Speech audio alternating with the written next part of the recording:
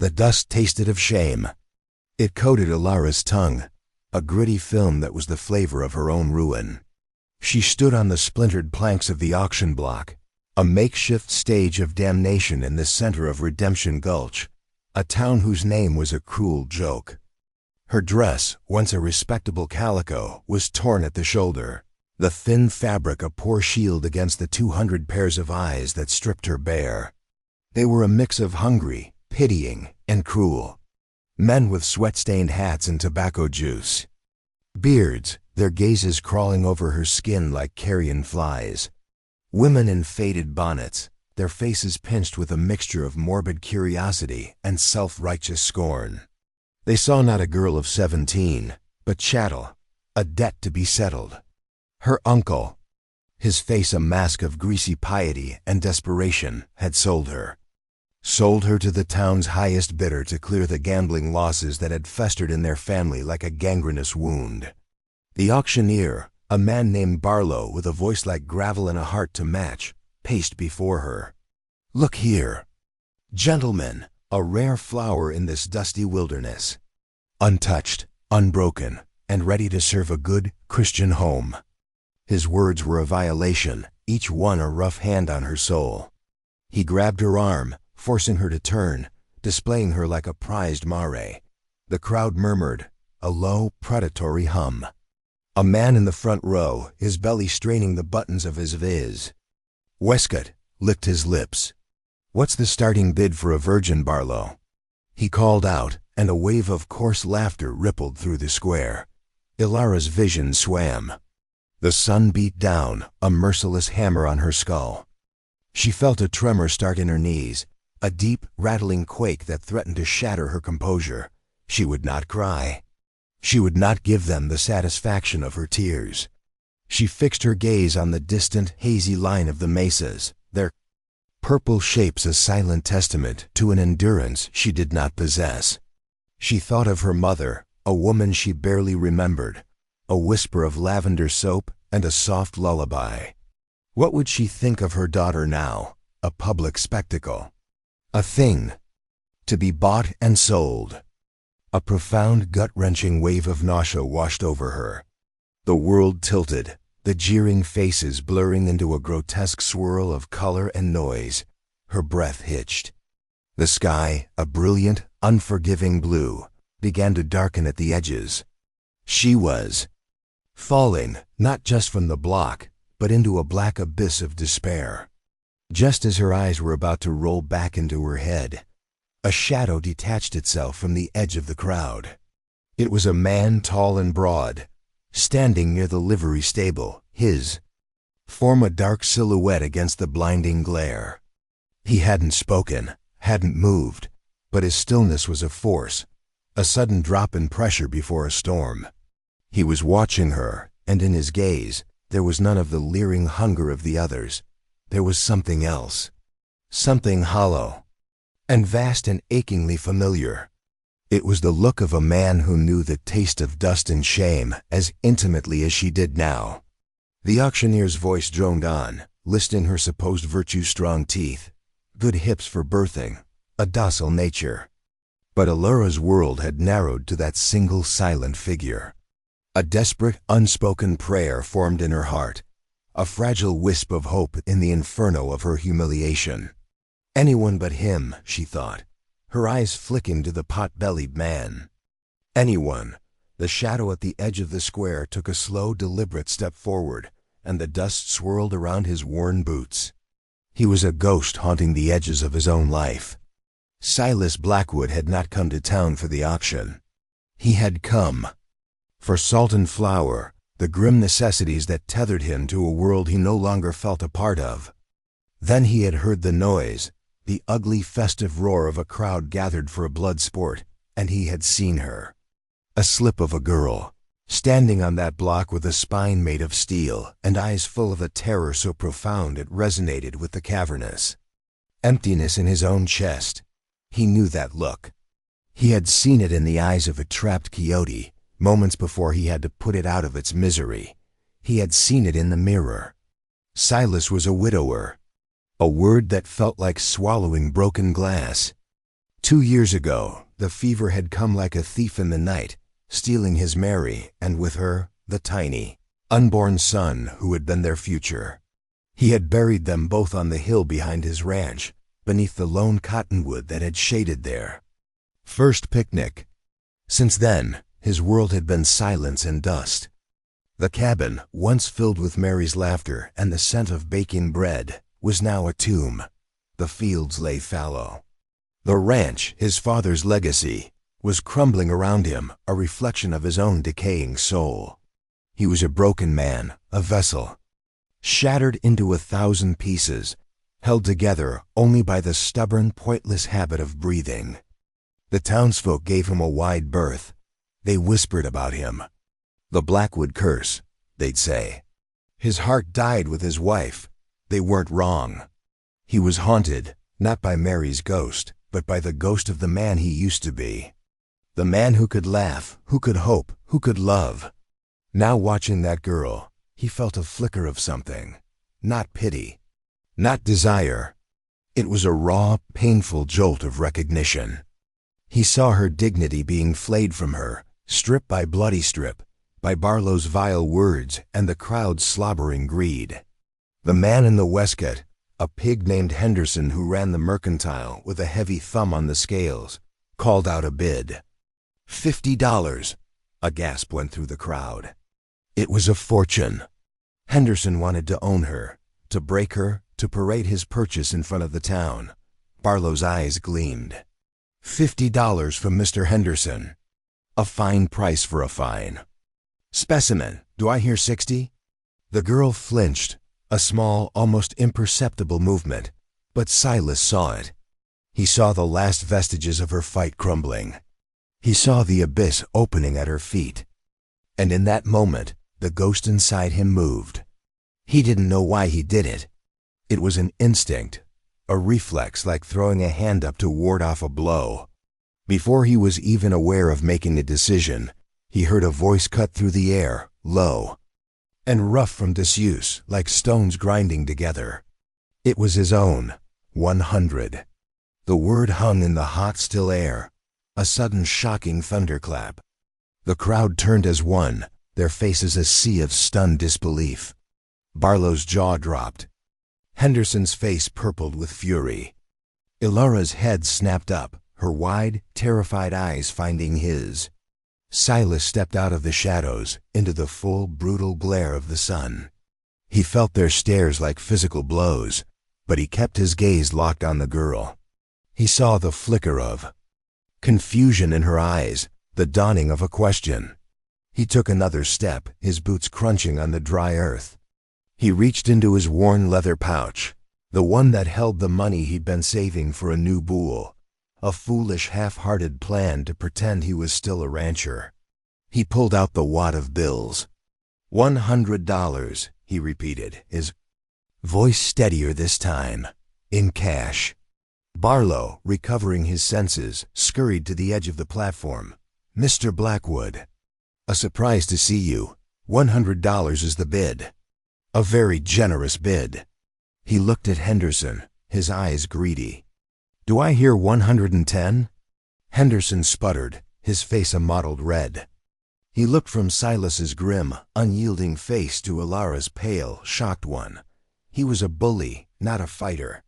He wanted a victim, not a confrontation with the town's resident madman. He grumbled, spat a stream of tobacco juice into the dust, and shoved his way back through the crowd. Going once, Barlow shouted, his voice ringing with triumph. Going twice. He paused, milking the moment, his eyes scanning the silent faces. No one else dared to bid. No one else wanted to cross the broken widower.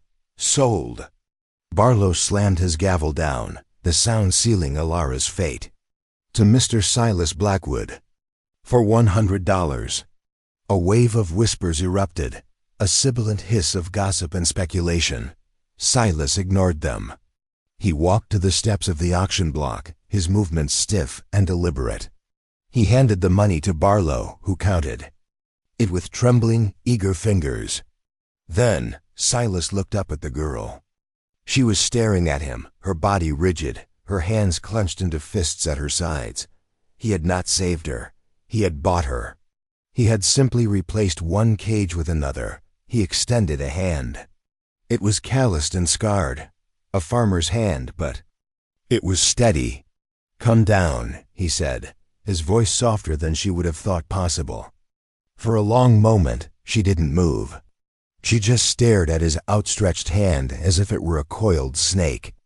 Then, slowly, hesitantly, as if waking from a long and terrible dream, she placed her small trembling hand in his. Her touch was like a spark on dry tinder, a shock of life in the dead landscape of his heart. It was the first time he had willingly touched another human being in 2 years. And it was the beginning of their shared, brutal, and silent struggle for survival. The journey to his ranch was a silent one. Silas led the way on his old gelding, while Alara walked behind, the dust from his horse's hooves settling on her like a shroud. The landscape was as stark and unforgiving as the man who owned it. Parched earth, skeletal mesquite trees, and the relentless, watchful eye of the sun. The ranch, when they finally reached it, was not a sanctuary. It was a ruin.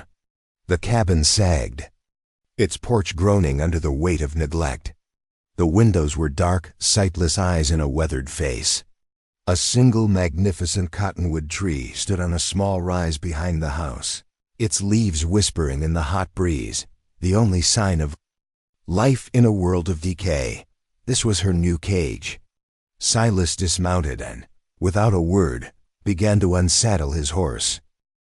Alara stood frozen, clutching the small bundle of her meager belongings, a stranger in a strange and desolate land. The silence was not peaceful. It was heavy, thick with unspoken grief and 1,000 unanswered questions. He led her inside. The air in the cabin was stale, thick with the smell of dust and sorrow. A fine layer of grit covered everything, a simple wooden table, 2 chairs, a cold, empty hearth. A rocking chair sat in the corner, draped in a faded shawl, a silent, heartbreaking monument to a life that was no more. This was Mary's home. Alara could feel her presence everywhere, in the faded curtains, in the chipped enamel cups on the shelf, in the very air she breathed. She was an intruder, a ghost haunting another ghost's house. That first night, Silas gestured to a small straw-stuffed mattress in the corner. "You sleep here," he grunted, and then retreated to the barn, leaving her alone in the suffocating darkness of the cabin. She did not sleep. She lay awake, listening to the lonely cry of a coyote and the frantic beating of her own heart. Their life fell into a harsh, unspoken rhythm. There was no tenderness, no easy comfort. There was only work. The next morning, Silas handed her a bucket and a rag. "The house needs cleaning," he said, his voice flat. It was not a request. It was a statement of fact. And so they began the brutal, back-breaking work of scrubbing away 2 years of accumulated grief and neglect. They worked side by side, 2 strangers bound by $100 transaction, their movements clumsy and uncoordinated, the silence. Between them was a chasm. He was a man walled off by his pain, and she was a girl terrified of saying or doing the wrong thing. She scrubbed the floors until her knuckles were raw, exercising her own fear and humiliation with every stroke. He repaired the leaking roof, his hammer blows echoing the frantic rhythm of her scrubbing. They did not speak of the auction. They did not speak of his wife. They did not speak of the future. They spoke of the necessities of survival. The well is low. We need to mend the fence. There's flour in the sack. Their conversations were as barren as the land around them. Yet, in the midst of this harsh, silent struggle, small, almost imperceptible moments of connection began to emerge, like tiny, stubborn wildflowers pushing up through cracked earth. One afternoon, while she was trying to knead a sticky, uncooperative lump of dough, he came in from the fields, his face grim. He watched her struggle for a moment, then without a word, he took the bowl from her. He dusted his hands with flour and began to knead the dough with a surprising gentleness and skill. "Mary taught me," he said, his voice barely a whisper. It was the first time he had spoken her name. Ilara didn't respond. She just watched his strong, calloused hands transform the shapeless mass into a smooth, elastic ball. It was a clumsy attempt at tenderness, a crack in the wall of his grief, and it terrified and moved her in equal measure. Another time she found a cup of fresh, cool water waiting for her on the porch railing after a long morning of weeding the vegetable patch under the blazing sun. She knew he had put it there. She drank it, the coolness a balm on her parched throat, and it felt like the kindest gesture she had ever known. He taught her to ride, his hands hovering near her waist, ready to catch her if she fell, a hesitant, protective gesture that sent a jolt of warmth through her. She taught him, in her own quiet way, to live in the present. She planted a small patch of wildflowers near the porch, their bright colors a defiant splash of life against the drabness of the cabin. At first, he seemed not to notice. Then one evening, she saw him standing by the flowers, his head bowed, his hand gently touching a bright yellow petal. They were two broken souls, slowly, painfully, learning to lean on each other. The process was not linear. There were days when the weight of their respective traumas was too much to bear. Days when the silence between them stretched into a taut, unbearable wire. Days when she would see him staring at the rocking chair in the corner, his eyes filled with a pain so profound it stole her breath away. On those days, she would retreat into herself, her own fear and loneliness a raw, open wound. They nearly gave up 100 times. But they didn't. Every morning, they rose with the sun and faced the day's labor together. Every evening, they sat at the simple wooden table, eating their meager meal in silence, two solitary figures silhouetted against the dying light. They were not in love. They were not even friends. They were survivors, bound together by a shared desolation, and in that shared desolation, a fragile tentative trust was beginning to take root. The town of Redemption Gulch did not forget.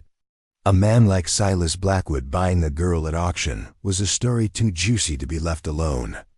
It simmered in the general store. It was whispered over laundry lines. It was dissected and debated in the saloon. The verdict was swift and merciless.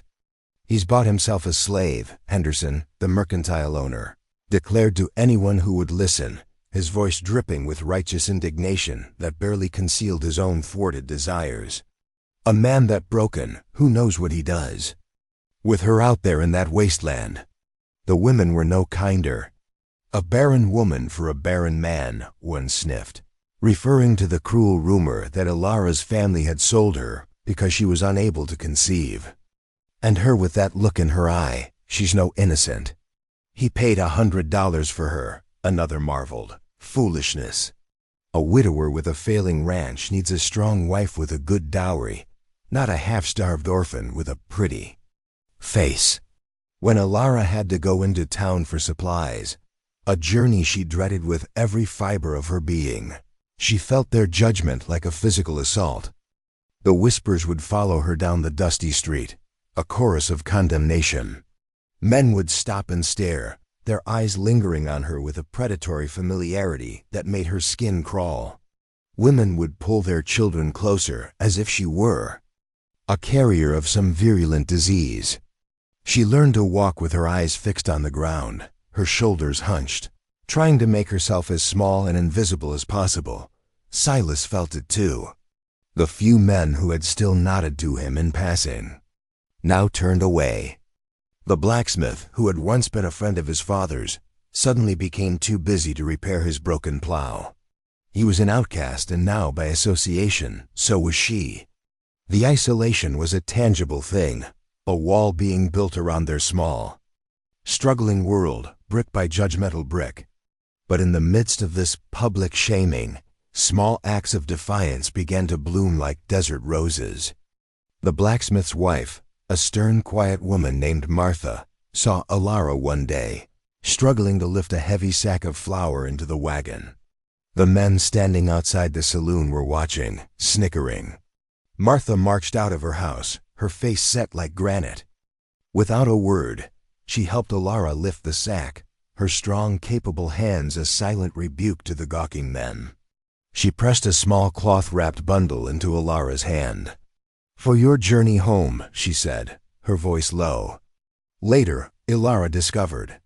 It was a freshly baked loaf of bread, still warm from the oven. Another time, they found a crate of potatoes and onions on their porch with no note, no sign of who had left it. Silas stared at it for a long time, his expression unreadable.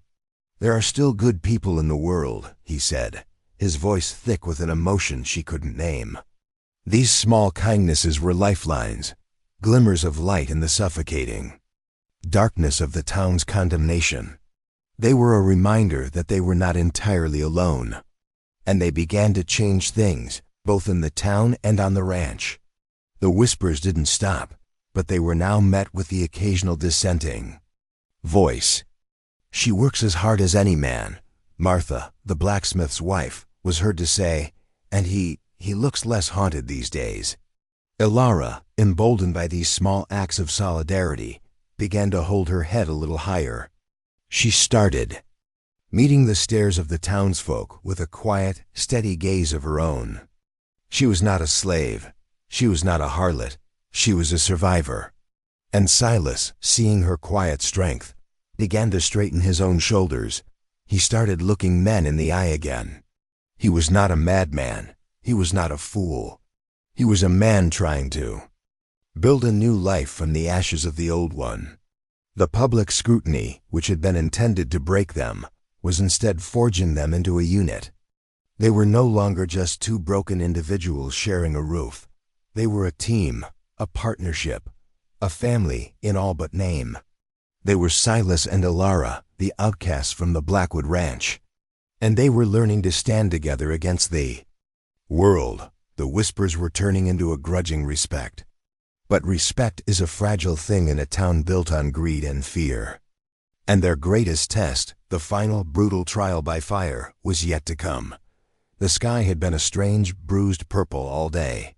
The air was thick and heavy, smelling of smoke and something ancient and angry. A dry lightning storm had passed through the high country a few days before, and the wind, a hot, relentless gale, was now blowing from the west. Silas stood on the porch, his eyes narrowed, scanning the horizon. He had seen skies like this before. It was the color of disaster. Inside, Alara was mending one of his shirts, her needle moving with a slow, steady rhythm. In the months since the auction, a fragile peace had settled over the ranch. The cabin was clean and bright, filled with the scent of her wildflowers and the simple, wholesome smell of baking bread. The fields were no longer fallow. They had a small, thriving vegetable garden, and Silas had finally bought the new bull, his eyes holding a flicker of the old pride as he'd led it into the corral. They still didn't talk much, but the silence was different now. It was comfortable, companionable, filled with a shared understanding that went deeper than words. She knew, without him saying it, that the sight of the setting sun on the mesas filled him with a quiet joy. He knew, without her telling him, that the sound of the wind in the cottonwood leaves soothed her restless spirit. They were building something, slowly, carefully, a life as fragile and as precious as a bird's egg. That fragile world was about to be shattered. A rider appeared on the horizon, a dark speck against the ominous sky, moving at a frantic pace.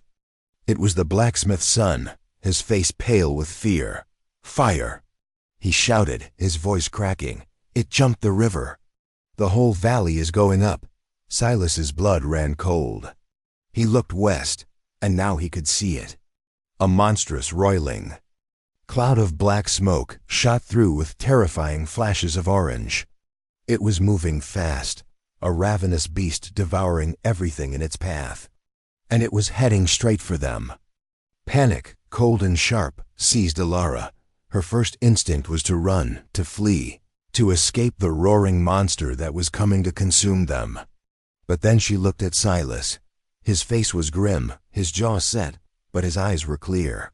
He was not panicking. He was calculating. "The well," he said, his voice a sharp command. "Fill every bucket, every barrel we have. Soak the roof, the walls of the cabin, the barn." He grabbed her arm, his grip firm but not rough. "Ilara, look at me." She forced herself to meet his gaze. "We can do this," he said, his voice low and intense. "Together." In that moment, she saw not the broken widower, but the man he had been, the man he could be again, a fighter, a protector, and his strength became her own. What followed was a desperate, frantic ballet of survival. They worked with a feverish intensity, their movements synchronized by a shared purpose. They hauled bucket after bucket of precious water from the well, their muscles screaming in protest. They soaked the dry, thirsty wood of the cabin and the barn, creating a fragile, damp shield against the coming inferno. The air grew hotter, thicker, filled with the acrid smell of burning pine. Ash began to fall like a soft gray snow. The sun was blotted out. The world plunged into an eerie, terrifying twilight. The roar of the fire grew louder, a deafening, monstrous sound that seemed to shake the very foundations of the earth. The animals in the barn grew frantic, their cries of terror a heartbreaking chorus. Silas, his face black with soot, his eyes red-rimmed, made a decision. "We have to let them go," he said, his voice raw with pain. "It's their only chance." He threw open the corral gate and the barn doors, and the horses and the new bull, their eyes wide with terror, stampeded out into the smoky haze, disappearing into the maelstrom. It felt like letting go of their future, of everything they had worked for. The fire was upon them. A wall of flame, 100 feet high, crested the ridge behind the ranch, a tidal wave of incandescent destruction. The heat was a physical blow, sucking the very air from their lungs. Embers, like fiery demons, rained down around them, igniting the dry grass in 1,000 places. Silas and Ilara, armed with wet burlap sacks, beat back the small fires that sprang up around the cabin, their movements a desperate, heroic dance against impossible odds. They were no longer a man and a woman. They were a single entity, a four-armed, two-hearted creature fighting for its life. A burning branch, torn from a tree by the firestorm's wind, crashed onto the roof of the barn. In an instant, the dry hay inside ignited. The barn, the symbol of their hard-won progress, went up in a great whooshing roar of flame. All there. Stored grain, their tools, their hopes gone, turned to ash. Tears streamed down Ilara's face, mingling with the soot and sweat, but she did not stop. She could not. To stop was to die. Suddenly, a new sound cut through the roar of the flames. The sound of hoofbeats, of shouting men. Through the swirling smoke, a group of riders appeared. It was the blacksmith and his son and a dozen other men from the town. The very men who had scorned and whispered and judged. They carried shovels and axes and water buckets. Henderson, the mercantile owner, was with them, his face pale and grim, his fancy waistcoat covered in soot. The fire had erased their petty squabbles, their cruel judgments. In the face of this common enemy, they were no longer outcasts and townsfolk. They were neighbors. They formed a line, a human firebreak, digging and beating and fighting alongside. Silas and Ilara, a small, determined army against the apocalypse. They fought all through the long, terrible night. They fought until their muscles gave out, until their lungs burned, until they were running on nothing but sheer, stubborn will. And slowly, miraculously, as the wind began to shift and the dawn broke, painting the smoke-filled sky in shades of bruised purple and blood red, they began to win. The fire, robbed of its fuel by their back-breaking labor, began to recede, its monstrous roar diminishing to an angry hiss. By morning, it was over. They stood in the gray, eerie light of the new day, a small, exhausted band of survivors in a world of black and gray. The landscape was a vision of hell. The fields were scorched earth. The forest on the ridge was a collection of blackened, skeletal trees. The barn was a smoking ruin. But the cabin, their small, defiant fortress, was still standing. And the cottonwood tree on the hill, though scarred and blackened on one side, was still alive, its leaves a testament to a resilience that matched their own. Ilara looked at the faces of the men around her, their faces streaked with soot and exhaustion, and she saw not scorn, but respect. She looked at Silas, standing beside her, his arm protectively around her shoulders, and she felt not fear, but a profound, unshakable sense of belonging. They had faced the fire, and they had survived. They had lost almost everything. But in the ashes of their old life, they had found something infinitely more precious. They had found a community. They had found each other. And they had found the one thing that could not be burned, or bought, or sold: a home. The fire changed everything. The scorched earth began to heal, and so did the hearts of the people of Redemption Gulch. The shared trauma of the fire had burned away the petty cruelties and judgments, leaving behind the raw, essential truth of their shared humanity. They were all survivors, bound together by the memory of the flames and the hard work of rebuilding.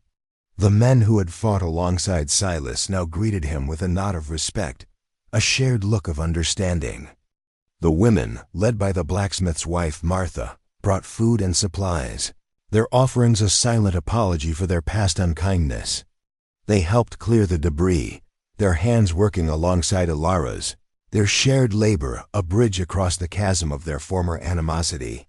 Henderson, humbled by his brush with destruction, offered them unlimited credit at his store, his gruff generosity a form of penance. The town which had once tried to cast them out now claimed them as their own. One clear, cool autumn afternoon, when the new wood of the rebuilt barn smelled of fresh hope, and the leaves of the scarred cottonwood tree were turning a brilliant gold, Silas led Ilara up the small hill behind the cabin. He stopped before the two simple wooden crosses that marked the graves of his wife and son. He had never brought her here before. It was his most sacred, most private place. For a long time he stood in silence, his hat in his hands, his head bowed. Ilara stood beside him, her presence a quiet, supportive strength. Her name was Mary, he said, his voice thick with unshed tears. She loved the wildflowers in the spring, and she would have loved the ones you planted. He turned to Ilara, his eyes for the first time clear of the ghosts of the past. The fire, it burned away a lot of things, but it didn't burn away the good memories, and it didn't burn away the future. He reached out and took her hand, his calloused fingers lacing through hers. I know I ain't much of a prize, Ilara. I'm a broken man with a scarred piece of land. I can't offer you riches or an easy life. All I can offer you is my name and my heart, and a promise to stand by you, through fire and flood, for all the days of our lives. Tears streamed down Ilara's face, but they were not tears of sorrow or fear. They were tears of a joy so profound it felt like a physical ache in her chest. She looked at this man, this quiet, gentle, powerful man who had bought her, protected her, and fought for her. She looked at the home they had built from the ashes, a home forged not by law or contract, but by shared struggle and a stubborn, resilient love. Your heart is all I ever wanted, she whispered, her voice trembling. He slipped a simple, hand-carved wooden ring onto her finger. It was not gold or silver, but it was more precious than any jewel. It was a promise, a new beginning. They were married a week later, not in a church, but beneath the open sky, with the entire town as their witness. The blacksmith stood as Silas's best man, and Martha stood as Ilara's maid of honor. They stood on the porch of their rebuilt home, their hands clasped, their faces turned towards the future. The whispers that had once followed them were replaced by cheers and blessings. They were no longer the outcasts, the broken souls.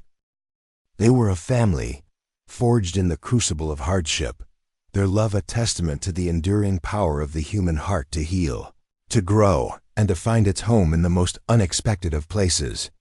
As the sun set, casting a golden glow over the healing land, Silas wrapped his arms around his wife, his bride, his partner. He looked out at the horizon, at the endless expanse of the sky, and he felt a peace he had thought he would never know again. They had been broken, now they were whole. And in the quiet, shared rhythm of their breathing, in the steady, trusting beat of their two hearts, was a truth more powerful than any fire, more enduring than any stone. Love was not about finding someone perfect, but about building a perfect world for two imperfect souls.